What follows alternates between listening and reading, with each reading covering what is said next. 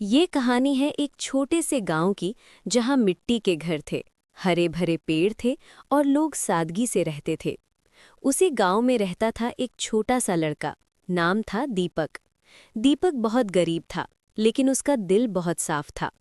दीपक अपनी माँ के साथ एक टूटे फूटे घर में रहता था। उसके पिता अब इस दुनिया में नहीं थे। माँ मेहनत मजदूरी करके घर चलाती थीं। कई बार घर में पूरा खाना भी नहीं बन पाता था, लेकिन दीपक कभी शिकायत नहीं करता था।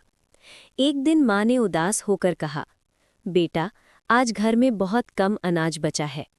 दीपक मुस्कुराया और बोला, माँ चिंता मत करो, भगवान सब ठीक कर देंगे।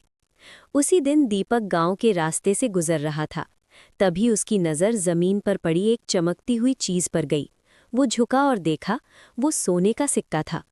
दीपक थोड़ी देर सिक्के को देखता रहा और फिर बोला, ये मेरा नहीं है, किसी का खो गया होगा। उसका मन भी बोला कि इससे घर का खर्च चल सकता है, लेकिन उसके दिल ने कहा, गलत चीज कभी सुख नहीं देती। थोड़ी दूर आगे जाकर उसने देखा कि गांव के सेठ जी बहुत परेशान हैं। सेठ जी कह रहे थे, मेरा कीमती सोने का सिक्का कहीं गिर गया है। दीपक तुरंत आगे बढ़ा और बोला, सेठ जी, क्या ये आपका सिक्का है? और उसने सिक्का उनके हाथ में दे दिया। सेठ जी हैरान रह गए। उन्होंने कहा, बेटा, तुम चाहो तो इसे रख सकते थे।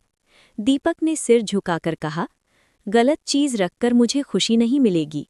सेठ जी बहुत खुश हुए। उन्होंने दीपक को इनाम दिया, थोड़ा अनाज, किताबें और कुछ पैसे। उन्होंने कहा, बेटा, तुम्हारी ईमानदारी ही तुम्हारा सबसे बड़ा धन है। उस दिन दीपक और उसकी माँ के घर में फिर से खुशी लौटी। घर में दिया जला और दीपक के चेहरे पर सच्ची मुस्कान थी।